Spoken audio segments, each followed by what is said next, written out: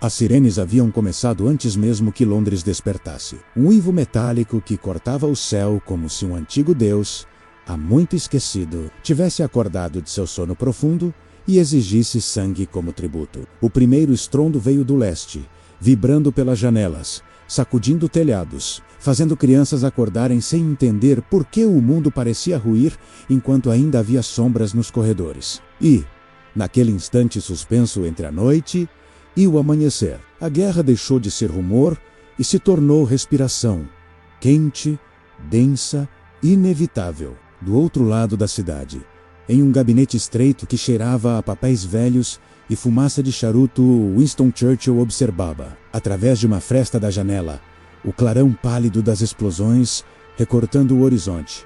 Ele não disse palavra, apenas inclinou a cabeça, como quem escuta uma verdade incômoda que já conhecia antes mesmo de ser pronunciada. O relógio na parede marcava 5:12 da manhã, mas poderia muito bem marcar o fim de uma era, porque toda grande tragédia, pensaria ele mais tarde, começa com um som menos e termina com um silêncio. O rugido distante dos bombardeiros alemães aproximava-se como um coro sombrio. O ar estava carregado de um cheiro que misturava carvão queimado, umidade e medo. Lá fora, homens apagavam luzes, mulheres recolhiam filhos nos braços, e rádios riavam ordens rápidas que tentavam impor lógica a um caos que ninguém conseguia nomear. Churchill permaneceu imóvel, como uma estátua talhada para testemunhar o inevitável. Sua mente percorria os mapas que cobririam seu dia, mas seu coração percorria o que aqueles mapas escondiam. As vidas que seriam arrastadas para o fogo, os sacrifícios que ainda não tinham nome. Quando finalmente se afastou da janela, o fez com uma lentidão que parecia conter séculos. Ele sabia que a Inglaterra estava à beira de algo que não era apenas uma batalha, mas um tipo de prova que mediria o espírito humano até o último fio de resistência. Era como se o tempo tivesse prendido à respiração, aguardando por uma decisão que nenhum homem deveria tomar, menos mais que, por ironia amarga do destino, caía justamente sobre ele. O chão tremia novamente. Desta vez, mais perto, uma coluna de fumaça subia entre prédios que ainda mantinham as luzes apagadas, como se estivessem tentando esconder a própria existência. Churchill fechou a mão, sentindo a rigidez dos próprios ossos. E naquele momento, antes mesmo de se sentar à mesa, antes de receber relatórios, antes de ouvir generais, ele já compreendia a verdade que o mundo ainda levaria meses para aceitar. Havia chegado a hora em que não restariam escolhas elegantes, nem vitórias limpas, nem esperanças baratas. O sacrifício, esse espectro antigo que acompanha as nações desde que existem guerras, estava retornando ao centro da mesa. E ele, Winston Churchill, teria de olhar esse espectro nos olhos. Os relatórios começaram a chegar antes que a luz invadisse completamente o gabinete. Eram folhas amareladas, aquecidas pelas mãos que as carregaram apressadas pelos corredores subterrâneos, ainda vibrando com o tremor dos impactos. Churchill abriu o primeiro envelope com a mesma gravidade de quem abre uma carta destinada aos mortos. A cada linha, a realidade se tornava mais nítida, mais próxima, mais impossível de adiar. Rotas destruídas, depósitos em chamas, bairros inteiros reduzidos a ruínas ainda fumegantes. Os aviões alemães haviam calculado o ataque com precisão cirúrgica. A Luftwaffe estava testando os limites de uma ilha que não possuía mais refúgios, menos apenas coragem disfarçada de rotina.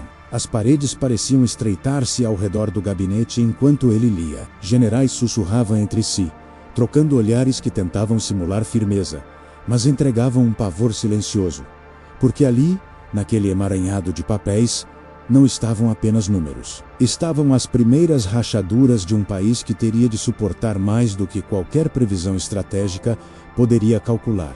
E Churchill, com seu olhar pesado, entendia cada uma delas. Ele sabia que o inimigo não buscava apenas destruir estruturas, menos buscava destruir a alma. O rádio atrás da mesa começou a transmitir os relatos dos correspondentes em tempo real. Vozes cortadas pelo chiado descreviam sirenes, incêndios, gritos em meio aos escombros. Era como se a própria cidade, antes orgulhosa e pulsante, agora estivesse narrando sua agonia em ondas invisíveis. Churchill sentiu o impacto daquela sinfonia cruel atravessar seu peito, não como comandante, mas como homem. Perguntou-se por um instante, como se pergunta em silêncio para não enfraquecer a própria postura, quanto sofrimento ainda seria exigido antes que a vitória sequer parecesse possível. Mas ele não permitiu que essa dúvida se prolongasse. Caminhou até o grande mapa estendido sobre a mesa, aquele que mostrava a Europa como um tabuleiro onde peças de vidas reais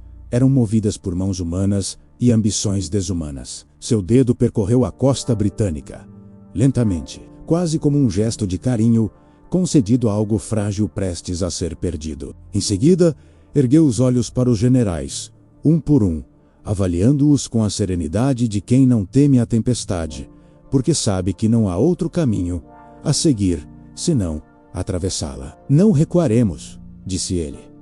A voz firme como um martelo batendo sobre mármore. Se o mundo espera que nos curvemos, aprenderá que estamos feitos de rocha, não de areia. Os presentes assentiram, mas havia mais naquelas palavras do que bravura teatral. Havia o reconhecimento de que a vitória, se viesse, dependeria de algo mais profundo que estratégias, bombas e máquinas de guerra. Dependeria da capacidade de um povo inteiro de abrir mão da normalidade, da segurança, do próprio conforto, talvez até de seus entes mais queridos. Quando Churchill se sentou novamente, tomou o charuto entre os dedos. Sentiu a aspereza do tabaco e, antes de acendê-lo, fechou os olhos por um instante. Não para descansar, mas para aceitar.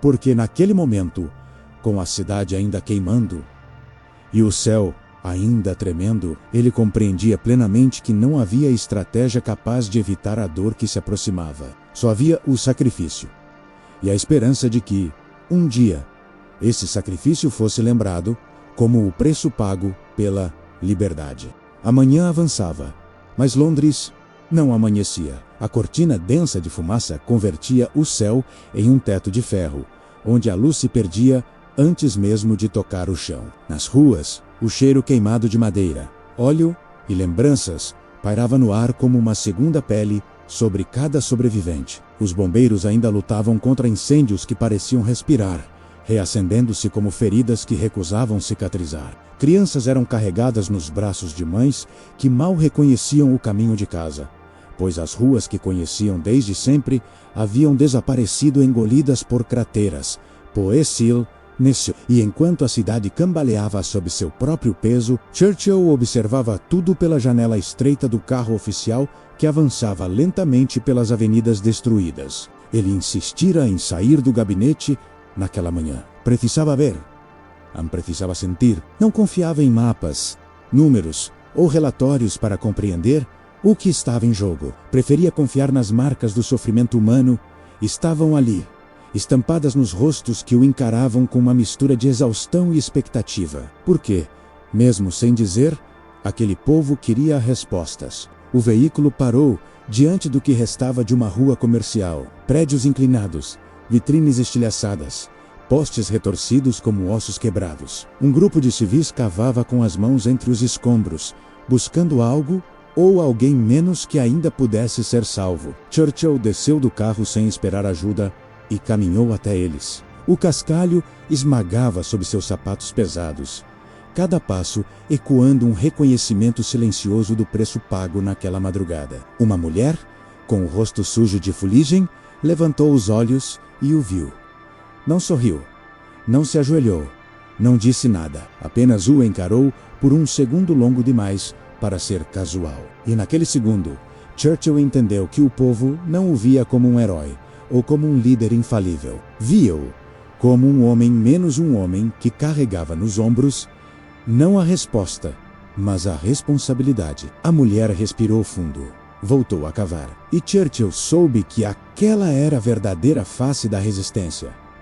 Mãos feridas insistindo em mover destroços, mesmo quando o corpo já implorava por descanso. O som distante de sirenes voltou a rasgar o ar. Novos bombardeiros estavam em rota. Isso fez Churchill erguer a cabeça como um animal que pressente o próximo golpe. O comandante da escolta aproximou-se e sussurrou que era mais seguro retornar.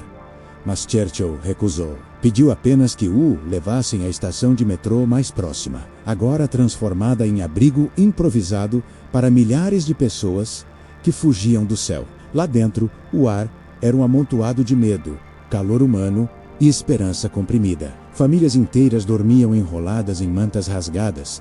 Crianças brincavam com pedaços de metal como se fossem tesouros. E um velho tocava uma gaita com dedos trêmulos, tentando transformar o caos em algo suportável. Quando Churchill entrou, não houve aplausos, nem gritos de boas-vindas. Houve apenas um silêncio denso, como o de um rebanho que observa o pastor chegar diante da tempestade. Ele caminhou lentamente entre eles, sentindo cada olhar fixar-se em sua silhueta. E em cada olhar havia a mesma pergunta não dita. Até quando? Churchill não tinha resposta. Não naquele momento. Mas quando parou diante de um menino, que o observava com os olhos enormes, segurando um pedaço de metal como se fosse um talismã, Churchill colocou a mão em seu ombro e disse, com a voz baixa e firme, não será em vão. Foi apenas isso, uma frase pequena, quase engolida pelo barulho dos trilhos e pelo murmúrio das famílias. Mas naquele instante, ele percebeu que liderança não era evitar o sacrifício, era torná-lo suportável. Do lado de fora, a noite começou a cair como um véu pesado, mas Londres já não reconhecia a diferença entre dia e noite.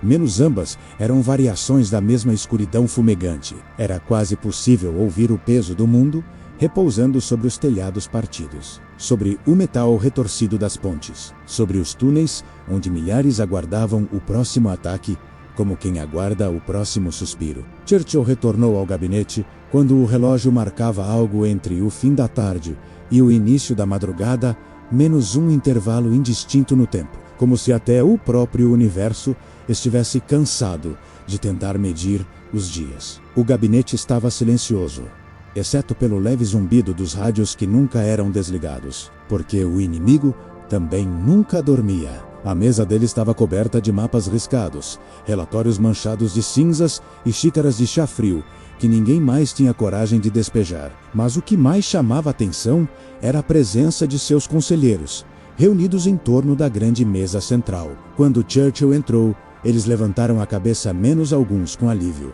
outros com uma inquietação que tentavam esconder. Todos sabiam que, depois daquela noite, nada seria como antes.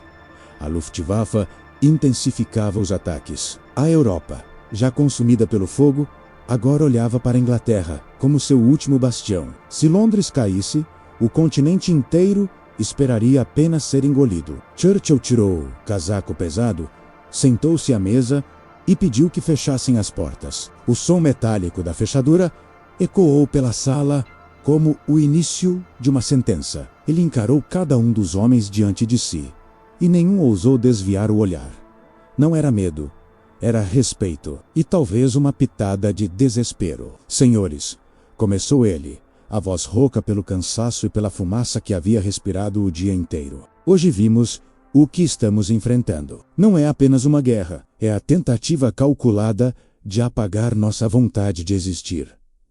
Ninguém falou, apenas aguardaram. Churchill se levantou e foi até o grande mapa da Europa fincado na parede. Pegou um marcador vermelho e fez um traço longo sobre a costa inglesa, como se quisesse proteger a ilha com a própria tinta. Eles acreditam que nos quebrarão pelo medo, pelo desgaste, pela destruição de nossas casas e de nossas lembranças. Virou-se para os conselheiros.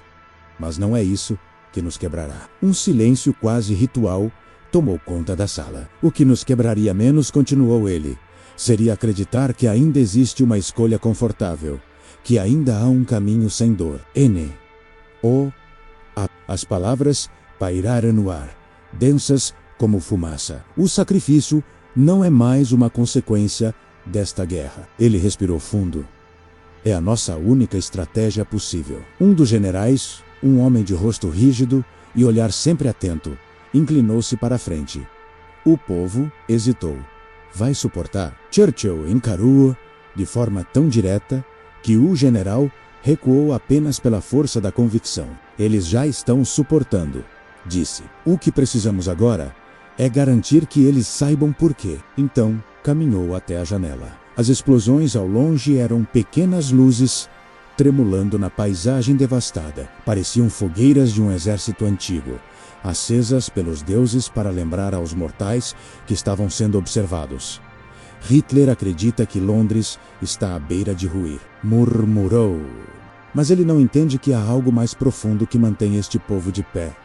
Algo que não pode ser Dexter. A frase foi engolida por uma explosão distante que fez tremer o vidro da janela. A sala inteira silenciou. Um conselheiro aproximou-se do rádio. Ajustou o volume. Sinais de bombardeio se espalhavam pela costa. A noite estava apenas começando. A sirene voltou a soar antes mesmo que Churchill pudesse finalizar o que estava dizendo. O uivo metálico cortou o ar como uma ferida aberta, ecoando pelos corredores, pelos túneis subterrâneos, pelos becos sujos, pelas casas onde mães tentavam fazer seus filhos dormirem apesar da guerra que se desenrolava como um trovão permanente do lado de fora. Os conselheiros se entreolharam. Um deles deu um passo à frente. Primeiro-ministro, precisamos retomar a coordenação das defesas antiaéreas. A Luftwaffe está reorganizando as rotas. Churchill ergueu a mão, pedindo silêncio. Caminhou novamente até a mesa, apoiando-se com firmeza, como se sua própria presença fosse o pilar que mantinha a sala menos e talvez o país inteiro de pé. Eles seguirão atacando, disse, como quem afirma uma lei da natureza. E nós seguiremos respondendo. Mas quero que entenda uma coisa. Seu olhar, cansado porém afiado, percorreu cada um dos homens ali presentes. Não estamos apenas defendendo Londres. Não estamos defendendo muros, prédios, pontes ou linhas no mapa. Fez uma pausa longa, tão longa que até a sirene do lado de fora pareceu diminuir. Estamos defendendo a ideia de que um povo pode permanecer livre mesmo quando tudo ao seu redor tenta forçá-lo a se ajoelhar. A frase caiu sobre a sala como uma sentença antiga, como se fosse algo que não estava sendo criado ali, mas apenas lembrado menos algo que sempre existiu. Do lado de fora, outro estrondo. Uma coluna de fumaça ergueu-se próxima ao Tamisa, iluminando o céu com um laranja sujo, como se a cidade estivesse sendo devorada por dentro. Mas ninguém ali dentro se moveu. Era como se todos estivessem presos ao peso das palavras. Um conselheiro mais jovem, com o rosto marcado pela juventude que a guerra não teve tempo de roubar, aproximou-se. E se o povo perder a esperança? Churchill ergueu o rosto lentamente, como quem já havia pensado nessa pergunta durante noites demais. A esperança não é um luxo neste momento. Respondeu. É um dever. E um dever não se perde menos. Cumpre-se. As palavras ecoaram, firmes, quase duras. Mas ali, naquela dureza, havia algo profundamente humano, algo que ninguém ousaria contestar. Então voltou-se novamente para o mapa e, com o marcador ainda na mão, traçou uma linha que circundava Londres como se estivesse isolando o coração de um gigante adormecido. Eles querem que sintamos medo, disse, sem virar o rosto. Mas sentir medo não é o problema. O problema é desistir por causa dele. Um silêncio denso tomou a sala, quebrado apenas pelo ruído grave das bombas que se aproximavam. Amanhã, ao amanhecer, continuou Churchill, quero que todos os sobreviventes saibam que não foram apenas testemunhas da história. Foram parte dela.